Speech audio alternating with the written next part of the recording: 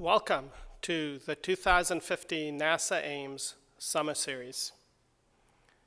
We are curious about our surrounding. Curiosity is an innate behavior that we have. That behavior drives exploration and our need to explore. Exploration of new places on Earth here or faraway places in space is important for our survival. It's the way that we evolve. But an evolvable system is what we need for space exploration, one that advances us to eventually get to Mars and beyond.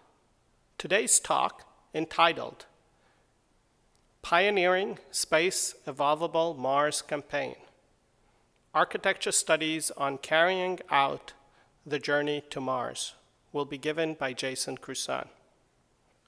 Jason is the Director of Advanced Exploration Systems Division at NASA headquarters. He has a bachelor's degree in electrical engineering and physics and a master's degrees in computers information systems. He is also currently a PhD candidate in engineering management at George Washington University. For those students, realize that while he is at headquarters, he's still continuing his education to receive his PhD. Please join me in welcoming Jason Crusan.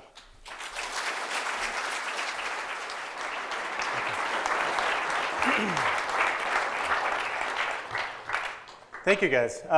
Glad this will be probably easier than a dissertation defense on those kind of things. So I'm going to talk to you a little bit today about what's been going on in human spaceflight planning at NASA. And you may hear a lot of terms like Journey to Mars, Pioneering Space, Evolvable Mars Campaign. And what I'm going to try to attempt to do is give you a little construct or what do those things mean and what's actually really going on that we have. So to start that off, we obviously use in a lot of our talking points and visual graphics, this graphic that you see up here, the Journey to Mars graphic. And it's great for kind of communicating to the general public about an overall strategy, but it lacks kind of the detail of what's really going on and how we make this transition from where we're at today to getting to Mars. So I actually draw your attention to the very bottom of the chart, which I think is the most important piece. And it talks about this transition from Earth reliant through a proving ground period of time and space into moving on to being Earth independent. So I'm going to kind of walk you through that thought process today and what that means.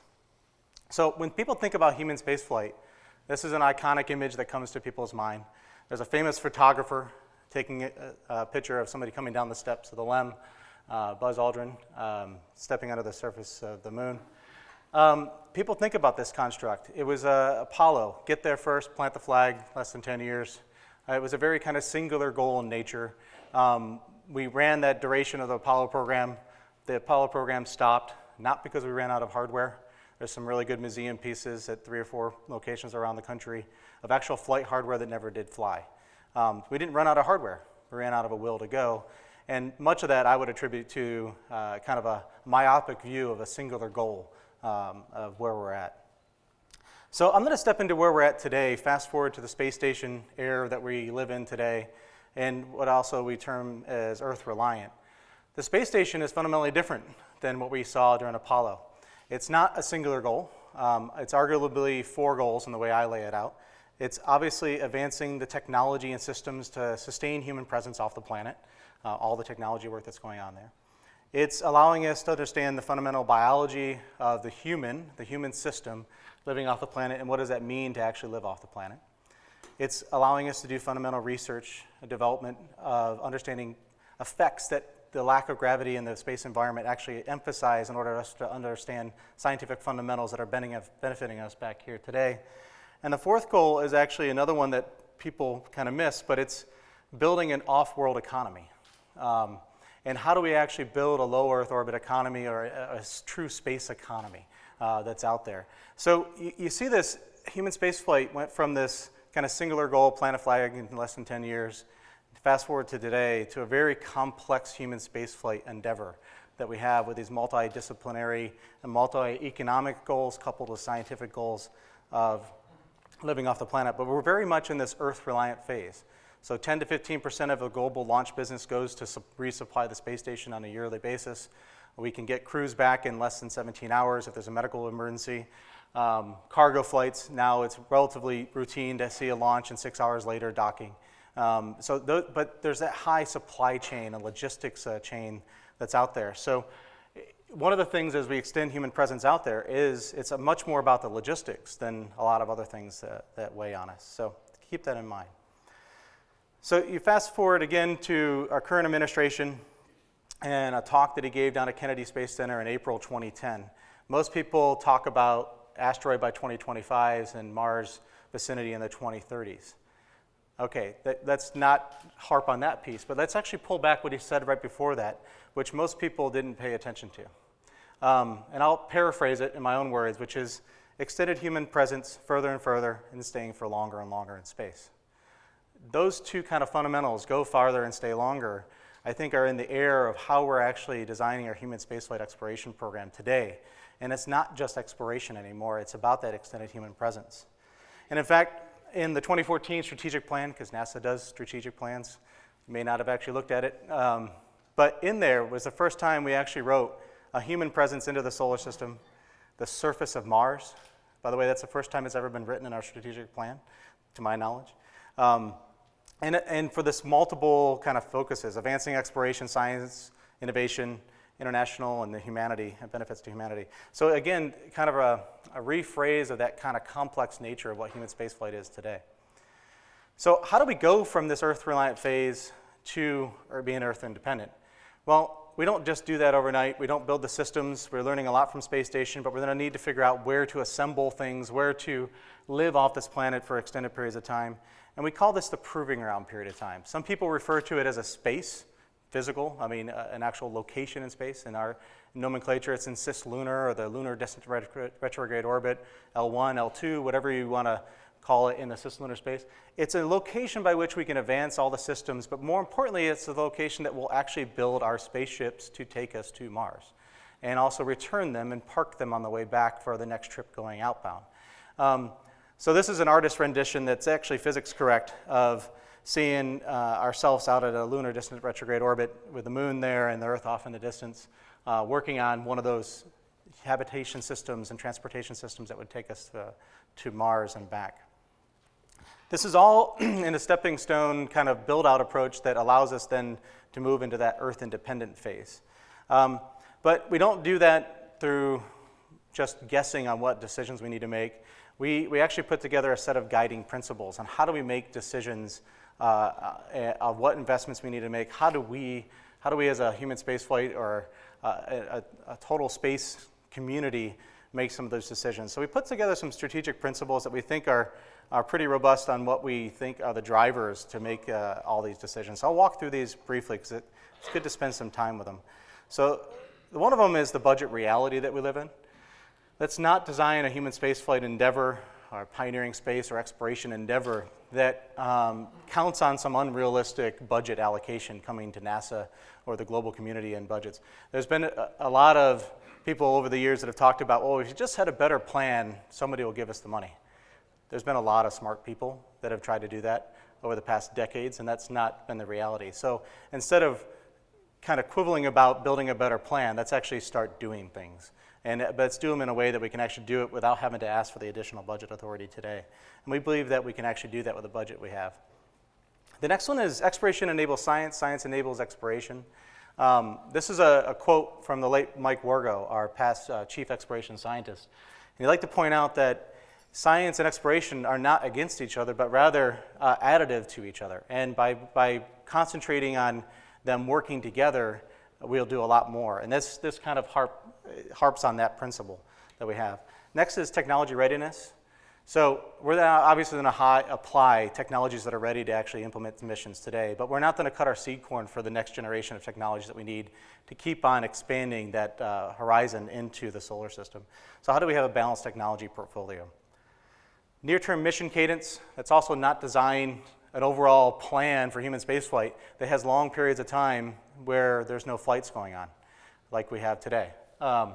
We've made that mistake several times. Let's not make it once again. And how do we keep a kind of a marching cadence of missions on a regular basis, because there's nothing more inspirational than actually flying hardware and flying our missions. So how do we design that cadence to be engaging? Commercial business. Very much talked about building the low Earth orbit economy with ISS. A lot of that we got into after we had already completed station completion and all that. So let's actually figure out how to do this whole pioneering endeavor by involving the commercial sector from day one, instead of the reverse, where we traditionally do at NASA. So how do we leverage the actual space economy, the commercial business that's out there, and actually baseline that as part of our overall plans for all of our endeavors? The other piece is multi-use and evolvable space infrastructure. This means two things. Let's not throw away hardware, which we have a tendency to do in the space program. Fly something, throw away 80% of it, or if not 100% of it by the end of the mission, but rather let's build infrastructure that's reused over time. We've now demonstrated in the habitation world, at least, that we can build 30-year habitation structures. The space station in its lifetime will be in there over 30 years of actual certification and flight. And most of the components can be changed out and retrofitted and upgraded over time. So let's keep that kind of mantra with whatever we're doing. The second aspect of this is if there is something that we need to throw away or something that we need is repeatable design, how do you do that once and kind of the assembly line approach of reflight of the same hardware over and over and modularize your designs to a point that you can maximize reusability. The last is we're not going to do this alone. We're going to do this with our international partners, leveraging the current ISS partners, but then building upon those partners and expanding to all the emerging space organizations that are out there as well. And with that, we've been a concerted effort over the past couple of years. We have what we call an International Space Exploration Coordination Group. They've designed and developed what we call our Global Exploration Roadmap. So what you see here is the front cover of that. But more importantly, you see the list of 7 items on the left-hand side there. And we actually have, among the 14 countries at the table, a common understanding of what the goals are for exploration around the world, not just at NASA, but all of our international partners. And that's a huge accomplishment to actually get global space leadership to agree on what the commonality of all that is. The other side of it is we also got agreement on what we don't know related to strategic knowledge gaps. So there's a bunch of things that we need to know about places that we want to go before we go there. That weighs into our engineering knowledge, it weighs into our overall architecture planning. Are there resources there that we can gather and utilize on trips in the future? Will the environment cause hazards for our humans when we send them there? So we've actually developed a whole set of strategic knowledge gaps, worked with the 3 assessment bodies for lunar, Mars, and small bodies, and got commonality there and understanding, and then worked that with the international community, and came up with a whole set of findings of where we see commonalities even across all the destinations that are out there. And this is kind of a short list of those kind of things. But all that is public information and posted actually on all 3 of the assessment groups, and we're constantly revisiting that data and as we get and close actual strategic knowledge gaps as well. With industry, I talked about the involvement of commercial industry. One of the things that NASA's been doing a lot lately is running a whole series of RFIs, BAAs, non-traditional procurement things of how do you ask commercial industry how they want to participate with this. So the most kind of visual things are things like commercial cargo and commercial crew in our CASIS organization working on National Lab. But then you see emerging things like our asteroid redirect mission, BAA, which was looking into optimize our design choices to maximize commercial involvement in the asteroid redirect mission, to things like Lunar Catalyst, where we're not building lander capabilities ourselves, but rather helping accelerate the commercial industry's ability to provide that capability in the future. To things that are farther reaching out, like Mars Telecom RFI, where we're asking the public sector, how would you implement telecommunication services commercially for Mars and along the way to Mars? How do we evolve the ISS? There's another ongoing discussion of how do we evolve from a government-owned and operated space station to commercially owned and operated space stations over time. And that's an ongoing dialogue between us and the commercial sector. And then lately we've been moving into things like additional calls related to the asteroid redirect mission on follow-up with a commercial strategy for that. And then most recently our NextSTEP BAA, where we asked people to give us synergies between advanced propulsion systems that we want and commercial industry wants, habitation systems, and even the small satellite industry on that as well. And I'll actually touch base on a few of those investments that were and selections we made from that recent announcement. So if you think about this big philosophy change of human spaceflight, and the whole fact that you want to actually analyze against all those strategic principles, we have an activity called the Evolvable Mars Campaign. What it is not a plan to actually set out every mission from here to Mars. We're not going to do that, because the fact is, as soon as you publish it, it will be wrong. We've done this in the past. We call it Design Reference Architecture 5.0. When it was written, we hadn't discovered water on the moon. We haven't discovered water on Mars. There's a whole host and series of other design trades that were in DRA 5.0, and as soon as it was published, scientific and technology advancement eclipsed its relevance. So rather, what we're using the Evolvable Mars Campaign is a series of trade analyses to help us make really solid near-term decisions in the next, say, 5 years, things that we actually have to budget for, make the acquisition choices and how we work with industry in the next 5 to 10 years, and actually explore that with the industrial and international partners and get that kind of queued up as the next things we need to do. And then the kind of 10-year and out work, how do you then make sure whatever decisions we're making today or in the next 5 to 10 range with the industry folks, how do we make sure that that doesn't get us to a point that we can't continue on in our whole overall journey to Mars and this whole pioneering space. So make sure we don't have any dead ends and kind of follow that through. So some things that we're looking at are, how do you split apart habitation capabilities? How do you optimize for LEO commercialization hab and exploration class habitation at the same time? Where's the commonality of those kind of systems? So split habs versus large monolithic habs. Cargo pre-emplacement. So how do you pre-emplace systems at Mars instead of having a whole sequence of missions kind of clumped up together that you have to do all your deployment? So things like that we're analyzing. The Evolvable Mars Campaign is made up of a whole series of NASA centers, including here at Ames, and also the various mission directorates, both on the science side and our technology side as well.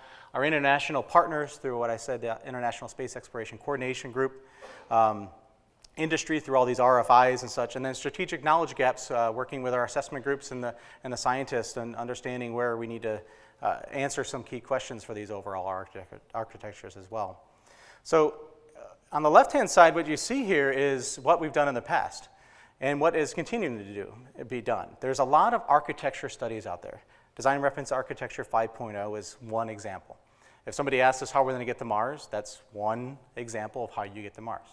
There are a whole host of other ways to do that as well. And we have these design reference architectures, and we're going to continue to have them. Many of your students in the group, many of your university senior projects and all that are also going to be doing design reference architectures. These are great. We should encourage this, the more the merrier, looking at the entire trade space of options that we have out there.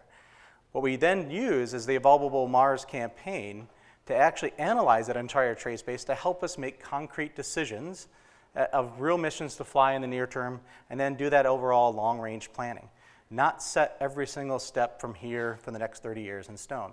So this is that kind of parallel of how these work together and what we have going on. So I'm going to actually touch on some of the results of some of these studies. So in FY14, we were actually catching up a lot of our knowledge related to destinations in the Mars vicinity. So what do concepts of operations look like at Mars? Things like even Phobos operations. We didn't understand what that would look like and hadn't done a lot of work in that area. Transportation and trajectory staging point analysis. How do we get to the lunar distant retrograde orbit as the staging point versus LEO versus pick your favorite orbit, L1, L2, and all those kind of things. How do we get to where we're at with that? Looking at habitation and our overall Mars habitation strategy. Looking at the solar electric propulsion system that is proposed for the ARM mission, and how does solar electric propulsion fundamentally change the way we do cargo pre-emplacement? Again, this is another difference. When DRA 5.0 was written, we had dreams of maybe 5 kilowatt SEP systems. They have made incredible advancements both within the government and also within industry. And now we can imagine multi-tens of kilowatt solar electric propulsion systems that we couldn't imagine back then being ready. Other things like we're building SLS.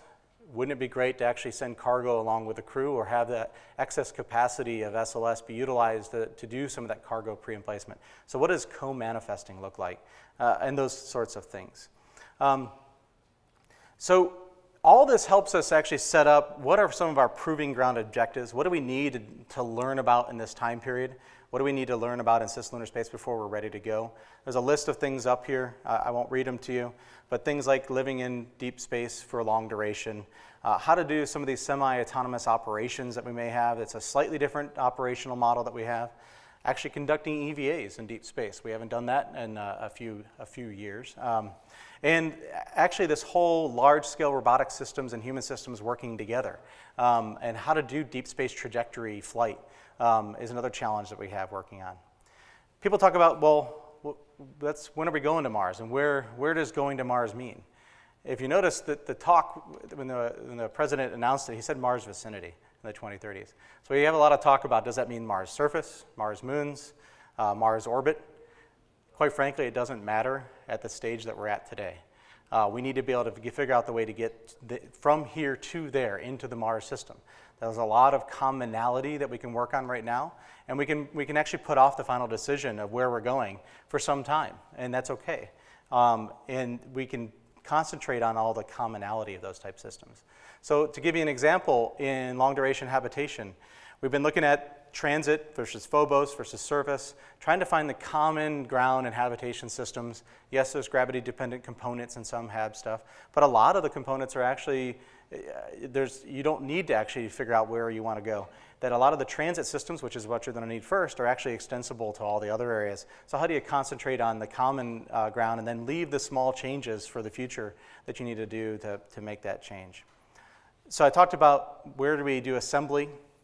We have people talk about a lunar distant retrograde orbit. This is a graphic to kind of show you visually what gravity wells really mean in a relatively simple way. So you have Earth there at the center and with its gravity well. You kind of come up the circles there and you kind of see where ISS is sitting in its orbit, and you see the geo belt out there near L3. And you kind of see their relative gravity wells. You see Moon out there, you see the Lagrange points, and you see in yellow the lunar distant retrograde orbit. It's not a orbit, it's a whole family of orbits. It's 70,000 kilometers plus or minus 20 kilometers-ish, and that it's relatively stable. We actually hadn't studied that orbit in a long period of time until actually the ARM mission came along. We were looking at a place to park the asteroid that would take very little delta V to keep it there. And we went back to a lot of the trajectory analysis we had done and went back and rediscovered LDROs. It's a good staging point. And what we found now is actually staging out of an LDRO, because it takes very little energy to keep something there. Again, that 70,000 kilometers, plus or minus 20,000 kilometers, it will stay there for 80 years with no energy input.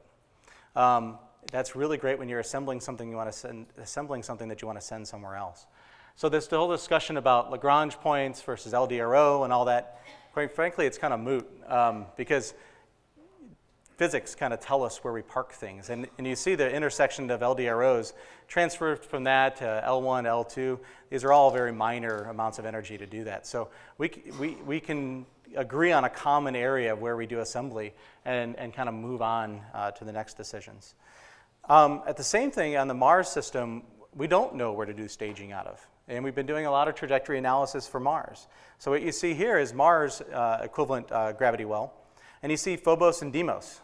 What you also notice is Phobos and Deimos almost have no effect. They're kind of little blips on the Mars gravity forces. And in fact, any kind of missions to Phobos or Deimos are actually more impacted by the gravity of Mars than they are by their own self. But where to stage things out? So you get different approaches. Hyperbolic approach and departure in the green line is one thing that you could do. You also have 1-Sol and 5-Sol orbits. And these are a function of what kind of in-space propulsion system do you use. Do you use a multi-stage approach where you bring multiple chemical stages and or multiple chemical and SEP stages, and you could easily get into kind of a 1-Sol orbit with that kind of architecture? Or do you do a hybrid stage where you actually combine the best of chemical and SEP into a single stage and say a LOX methane SEP stage? Then you can get into something like a 5-Sol orbit. relatively easy. And then you're looking at five solar orbits as your staging point. We haven't decided where we stage at Mars, but this is the type of analysis that's going on by all the teams and internally and externally. So when I talked about co-manifesting, to give you a perspective of what that looks like, we have an exploration upper stage that's going to be added to SLS. That increases its overall launch capacity. We don't need that, obviously, to throw just Orion, but we want to be able to put cargo with it. So here's a couple of variants of kind of what the fairings look like in these different configurations. One of them is with Orion with a habitation module sitting up underneath it. One's another with a robotic lunar lander, say, and a short duration HAB module grouped together that could also fit in there. And they got a couple blunt nose kind of fairing configurations. This is what it would look like if you have a scientific mission going out to an outer planet, or something like in the ARM mission as well. And then we're doing further analysis on fairing optimization for long duration for things like large telescopes and the habitation systems we need for Mars, and trying to figure out, is it an 8 meter, 10 meter? Again, try to drive commonality to get some cost out of the system to figure that out. But you can imagine that if you flew Orion with a habitation system like this in here, over 3 to 4 launches of this kind of configuration, you can aggregate the volume you need for habitation for a transit to Mars. In that kind of launch configuration, where you don't have a dedicated launch that's separate just for a HAB, but rather you aggregate it over time. So things like that are being looked at. To give you perspective on solar array and solar electric propulsion, ARM's kind of in the middle of its class. Deep Space One and Dawn are over there as things that we've done in the past and where ARM's going to get us. And then what we need for solar electric propulsion for cargo and that hybrid stage for Mars crew, that's the power levels that we're looking at that we need for those class missions. Another simple way to look at it, if you look at a comparison with Space Shuttle main engine, there's 3 of those, versus a 300 kilowatt subsystem. There's ISP and thrust up here that you have. If you have time on your side, the burn time there, if you have time in order for the transit, and you can actually use that as your dial, you can actually get the equivalent energy and out of that kind of propulsion system as you would out of a traditional chemical system at a fraction of the propellant mass. So this is, in a very simple terms, what it means. So the equivalent of 32,000 kilograms of launched mass will get us the same amount of total energy if we have time to do the pre-emplacement of the cargo. So this is where some of that comes into some of our design analysis. So we do this EMC not as a whole series of decisions, but rather a series of questions that are kind of asked every year. And the questions that are going through this year are things like, how do we do this overall pioneering kind of approach?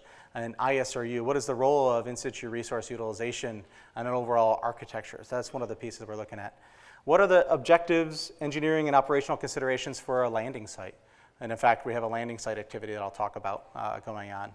There's a whole other sequence here. We talked about the asteroid redirect vehicle and pre-emplacement of cargo, and I'll show you that, how it scales up. And then how do we look at commonality of habitation systems for short duration HAB is another one. So if you think about coming off the surface of Mars versus a Mars vicinity taxi, if you're in that 5 sol orbit, how do you go from a 5 sol orbit to actually going to the surface? Those may be short duration habitation systems. To even our initial exploration HAB that we would need in deep space, where are the commonality of that? And we're doing a lot of commonality and modularity studies as well. So there's a whole series of questions that we have going on, and I'll touch on the ones I just highlighted. In situ resource utilization. How do we go from what our baseline assumption, which was creating an oxidizer from the atmosphere of Mars, to now knowing that there's a robust water sources on Mars and other bodies like asteroids and the moon, and how do those actually play into the logistics challenge that we have? And how do we build that up over time to be our sources of consumables and propellants that we need for overall architectures? And that's one of the key things that we're looking at. Things like our resource prospector mission that's in formulation right now is a key measurement that we're looking at. We know water exists with pretty high confidence, but we don't know how it's bound. We don't know its distribution and all that on the surface. But how do we understand that better so then we can start counting on it for our architectures? Site selection, we're actually working between us and our science mission director colleagues on actually determining which sites are the most likely ones that we want to send humans to. So over the course of this next year, we're going to have a whole series of workshops and public engagements to actually determine which are the high likelihood sites and down select the sites that we would want to actually target for every future science mission going to Mars is our areas of interest where we'll get the high resolution imagery, get all the data that we want from a civil engineering perspective along with a scientific perspective to actually do that pre-emplacement over time. But it's really key that we narrow down where we're looking at Mars now in order to concentrate our scientific assets on that capability. So to show you a little bit of how things scale up on the solar electric propulsion, on the left-hand side is the size of the solar electric propulsion bus as it's currently being thought about for the ARM mission. It's 50 kilowatts, 40 kilowatt electric propulsion system, and 10 tons of xenon. If you were to take that and scale it up to a multi-stage approach where you have a full chemical stage and you have a full solar electric propulsion stage, that solar electric propulsion stage would look like 190 kilowatt solar arrays, 150 kilowatt electric propulsion system, and 16 tons of xenon.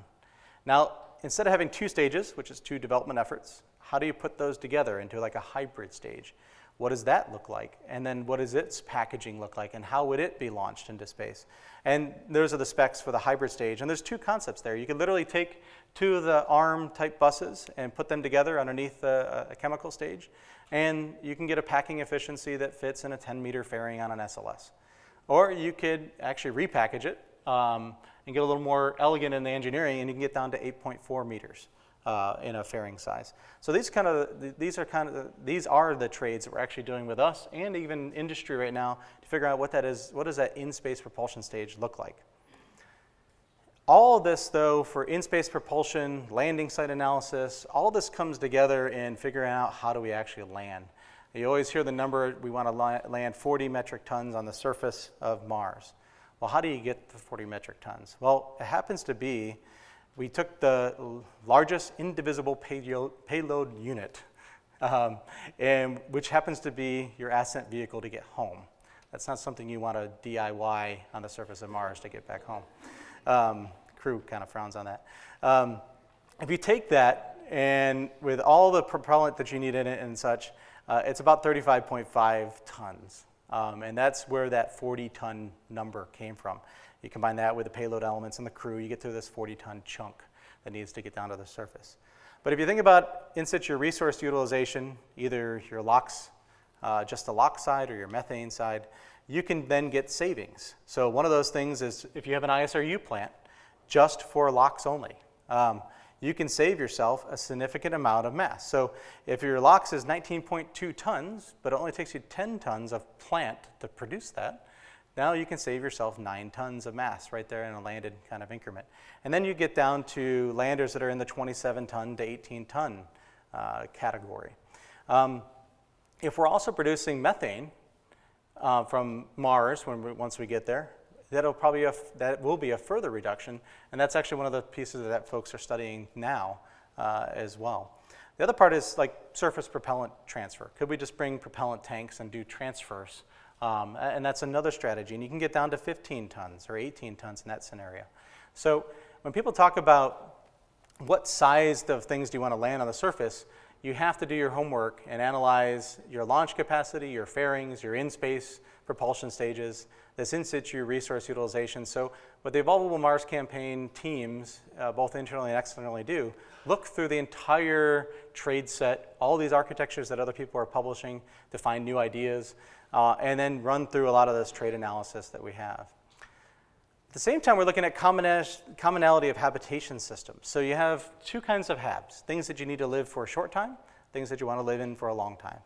And you can look at how do you get and drive common elements. So if you think about an initial hab to allow you to live 30 to 60 days at an LDRO combined with Orion, you might be able to fit something like that in the SLS co-manifested space. But that kind of habitable unit could also be the basis of your logistics carrier.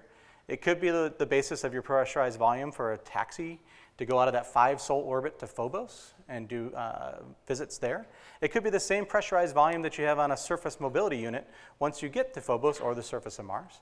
And it could be the same pressurized volume that you need for your ascent vehicle. So where is that kind of commonality approach there? The other side is long duration hab. So if we just think about a very large hab that can actually support 500 days on the surface to Mars, or transit to Phobos, or just your in-space transit that you need, where is a commonality from that perspective? Now, you don't have to pick one or the other. You can look at it from a modularity perspective as well. So you can look at it from, do you build something up that's out of that large element that then follows all the way through? But then you have to design this very large habitation from day one. Or do you want to incrementally build it up over time? But then you go back to that landed mass chunk, and how do you want to aggregate your hab on the surface of Mars or not? So these are the types of trades that are ongoing out there. So we bring back, it's not just NASA. We talk about this ecosystem. It's more than just NASA. It's not just NASA and its contractors. There's an entire industrial base of the space economy out there. So how do we engage them? And I talked about these commercial strategies and engagement strategies we have with them. We have the most recent announcement was our NextSTEP BAA. It's a broad agency announcement. It's a way to engage in funding mechanisms with the external sector that we don't define set requirements like you normally do a requirements definition, but you rather set performance goals or objectives, and you don't tell people how to do it. So we ask the commercial sector and academics and industry as a whole, how would they approach advanced propulsion systems? So how do we do some of these larger thrusters that we want? How would they approach habitation, including the life support elements that we have? And then, because we also have a large number of strategic knowledge gaps that we need to know about destinations, there's also this whole surge of small satellites occurring. So how do we leverage that advancement in small satellite technology that they can leverage here in LEO and GEO, and then we can use it to send missions out into deep space using CubeSats and such. So we put out a call, and what was unique about this is these were fixed price contracts. We actually required them to put their own money, their own skin in the game, at half the price of what they were asking us to pay for. So these weren't just your idle standby folks. They're actually putting just as much money in it as NASA was. And we got a very, very robust response. We ended up selecting a couple CubeSat missions. These are 6U CubeSats that will also fly on EM1, along with the ones that we're building here at NASA, including BioSentinel that's being built here at Ames. One's by Morehead State University in partnership with Busick for their propulsion system. And another one is Lockheed Martin, which has a whole cadre of technologies that they're advancing. These are going to help us get some of the measurements that we need about resources, and lunar resources specifically in this case, as they do and conduct their missions. On the propulsion side, we had 3 different companies we selected. So talk about ARM. We talk about 10 kilowatt per thruster kind of is what the performance is of the ARM class SEP system. I talked about scaling up to 300 kilowatts. Well, you can do that by just ganging together a whole 10 kilowatt and have 30 of those on the back end of your spacecraft, or you could go to larger scale single thrusters. We believe there is probably an optimization that at some point we want these larger scale thrusters in the 50 to 300 kilowatt range. And you notice the companies here, Ad Astra, Aerojet, and NMS&W, they've done a lot of work on their thruster designs and power management systems over the past couple years, but none of them have actually demonstrated continuous thrust at a reasonable amount of time that's useful. So what these awards were 3-year awards. They have to demonstrate 100 kilowatt for 100 hours continuous thrust with full thermal management and control of their thruster. This will get them at a TRL 5, 6 level that is then in the competition range for next upcoming design trades we have. So how do we, this is the seed corn kind of feeding some of that. And some of these are we know nested Hall thrusters have been around for a while. That's Aerojet's concept. Plasma thrusters, Ad Astra has been doing quite a bit of investment with that as well. Now it's time to actually not just talk about it and not do just the engineering, but actually do the test and get the data for it. On the habitation side, I'll split it into kind of 2 sections. We talk about habitation, the module that you'll live in, and then the life support that will keep you alive. So on the habitation side, we awarded to Lockheed, Bigelow, Orbital, and Boeing. And what we're trying to do is that commonality, modularity kind of discussion I had. What is that low Earth orbit commercial strategy versus our habitation strategy we need for deep space? Where's the Venn diagram overlap with what industry wants and is capable of doing? So we're asking all 4 companies to give us their independent approaches to optimizing for meeting our NASA need, the exploration need, but at the same time maximizing their potential to use it for other things like low Earth orbit commercialization. And we're doing this right from the get-go instead of kind of after the fact. So we're trying to get that industry participation from day one. So these are some of their graphical mock-ups of what their ideas look like. On the life support side, we did 3 awards. 2 of them are related to kind of architectures. How do you put together a modular habitation system? Was the basis of Hamilton Sundstrand's proposal. Hamilton's got a long track record in building the life support systems for ISS and also Orion, but they're not modular in nature. So how do you actually readdress the modularity of life support systems? Orbitech, very interesting. There's a lot of talk about bio and chemical and electrochemical systems working together in life support. The last study we had on biology-based life support systems was at a time when LED lights were not invented yet. So if you had to keep your biology alive with those heavy, older ways of doing that, it didn't trade well in our overall architecture. So this is a basis of getting Orbitech to actually update our integrated system analysis of what does it really mean when you say I'm taking a biology-based life support system. And then Dynetics. One of our primary challenges we have on the space station is our CO2 removal. It's one of our most troublesome systems. So Dynetics actually proposed a new way that actually separates the CO2 from the other undesirable gases. And this is, what you see there is one rack that would fit in one rack unit of the space station. And the consumables for that would be on the order of something about 6 inches by 6 inches by 6 inches for an entire duration trip to Mars. This is drastically changing the equation on how to remove CO2. And that's going to be really intriguing to see their advancement they make over the next couple of years on that. So my whole purpose of today is to actually give you a little more technical detail behind what our real planning that's going on in human spaceflight, and actually to draw your attention away from the squiggly lines up there at the top and actually think about the bottom part. What does it really mean to go from Earth reliant to Earth independent? And how do we make decisions and technology investments and mission decisions that maximize our ability to live off the planet for longer and longer? Because I think that's our fundamental challenge. And then if we prove that we do that, then the destinations are all open to us. So with that, I'll turn it over for questions.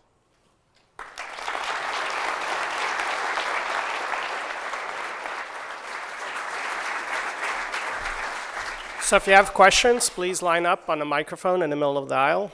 One question and be succinct, please. Thank you.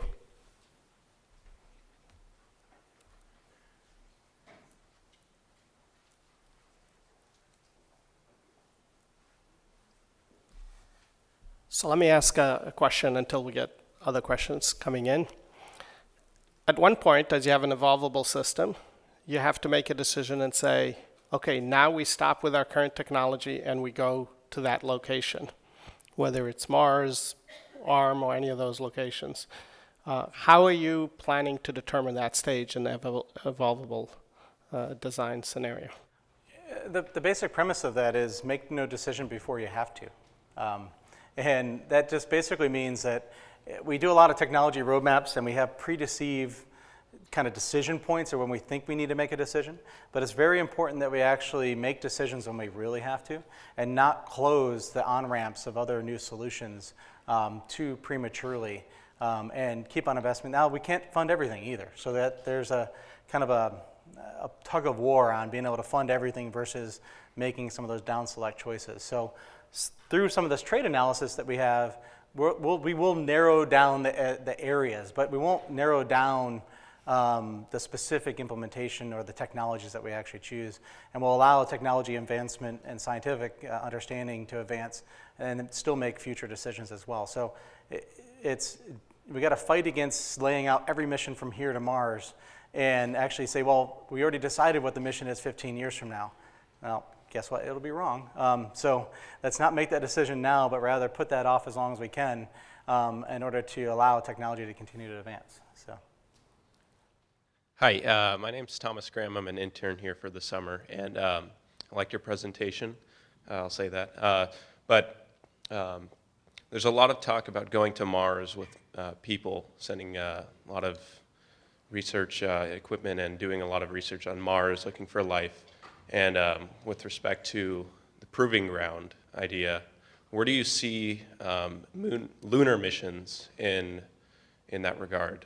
And what do you see? What is your opinion on the importance of going to the moon or using the moon or lunar orbits as this proving ground? Yeah, so the basic premise of the Proving Ground is lunar orbit. So that is our staging point there. So the lunar environment is intriguing to us in many ways. Not as a place to go back and plant another flag and footprint, but rather as a place that is a source for resources to implement this reduction of logistics from Earth. So if and when we can actually capture resources, be they lunar resources, asteroid resources, Mars moons resources, we should be going after this kind of resource analysis piece and how that trades into our architecture. The preliminary, all the scientific data that we have today points to a pretty robust water environment that exists on the lunar surface.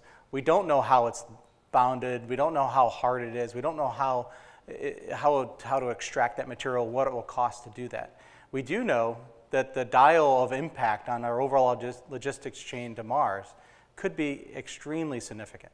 So it's not something to abandon at this point in any means.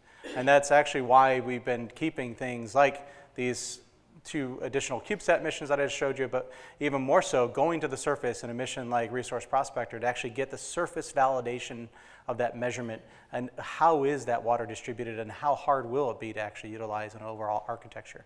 So yeah, I think it's going to be key. Resources will be key no matter where we want to go. So. Thank you. Hi, Jason. When you make a decision, you have some notion of better or worse.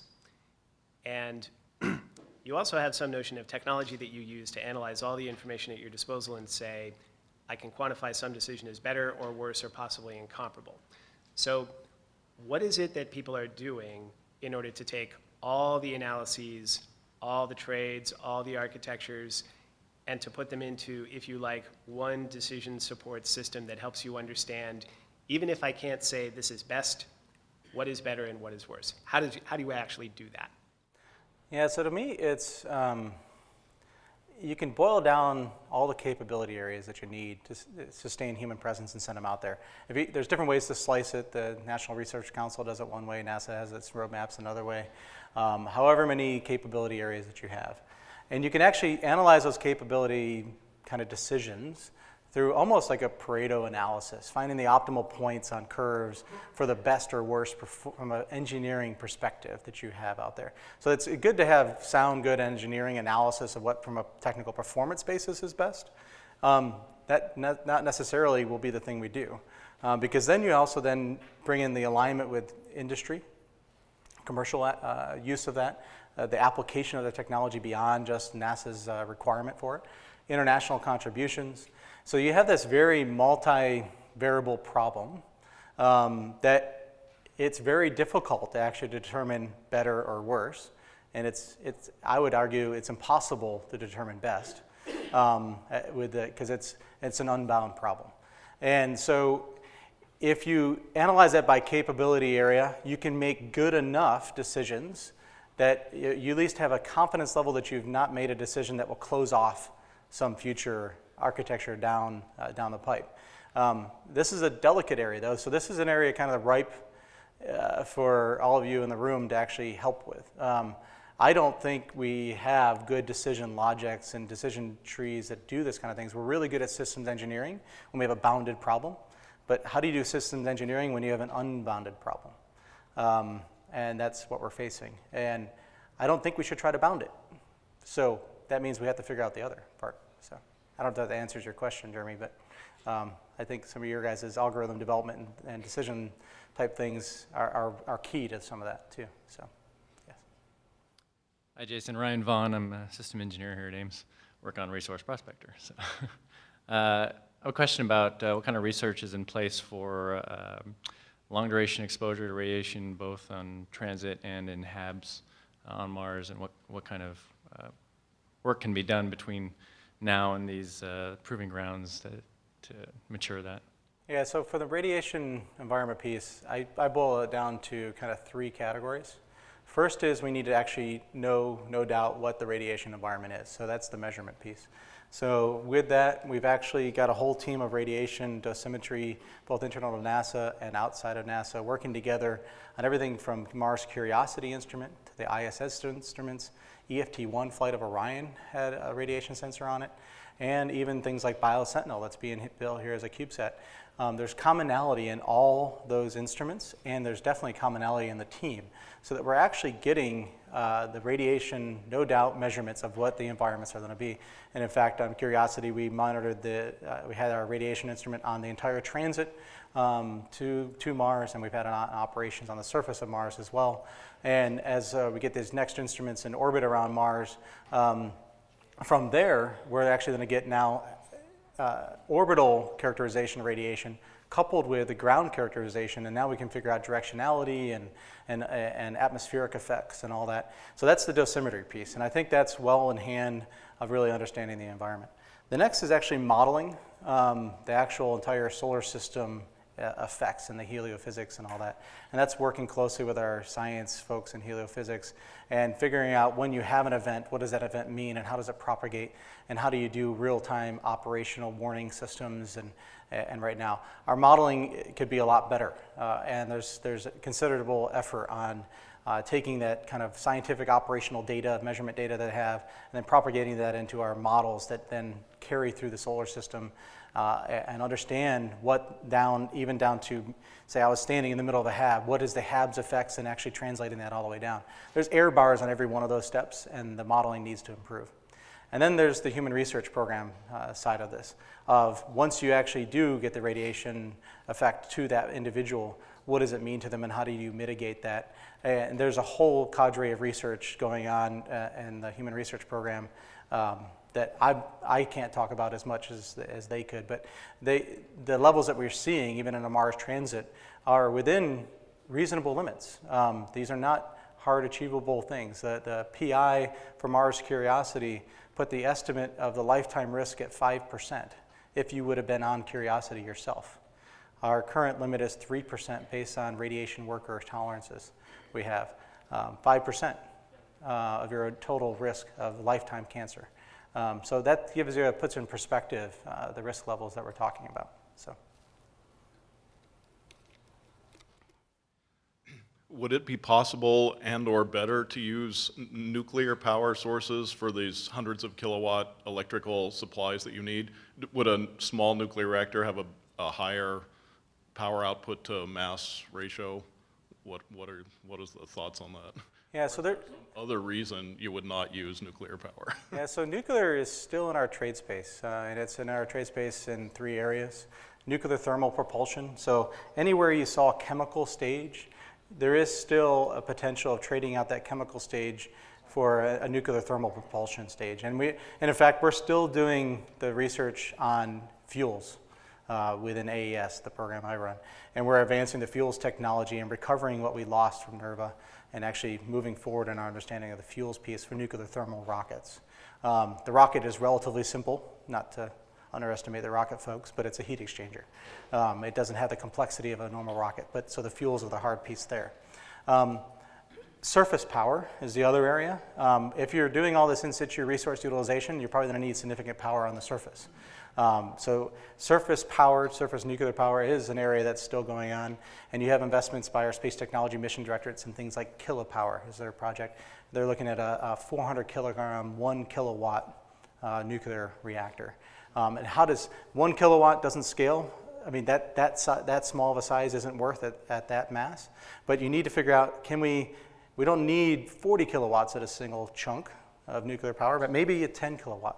And how does that scale and what is the incremental cost? And that's one of the investments that's going on. We may not need it for the initial missions, but we will need it over time. And your last question was nuclear reactors, nuclear electric propulsion, or nuclear power there. If you look at multi-megawatt reactors on that kind of scale, when you're getting several hundreds of kilowatts and such, that is a potential solution. Most of those reactors, though the designs for those reactors run at temperatures that even our ground-based nuclear folks have not seen except in runaway conditions. So you can look at reactors as a function of heat. And so that's a new development effort, and that could be a multi-billion-dollar development effort. So we've been concentrating on using solar electric propulsion, and we believe in this scale, the 300, 400 kilowatt range, is reasonably achieved by solar electric propulsion. If the state of the art today of solar electric propulsion, if you look at the space station arrays, you could generate the same amount of power the station has with 20% of the acreage. So the advancement of solar array technology has come along a long way. So if you think about station, what we need is the acreage the size of the space station. But that same acreage would produce 5 times the amount of power the space station has. So it is something technically achievable today. Now, at what cost to launch that kind of acreage is the challenge. So right now, we've chose not to do the investment in the in-space nuclear, but rather concentrate on the engines to get there if we want to trade out nuclear thermal propulsion, and the surface power as our first steps, and then use solar electric for the transit piece. It doesn't mean that it couldn't come on board at some point, though. So please join me in thanking Jason for an excellent talk.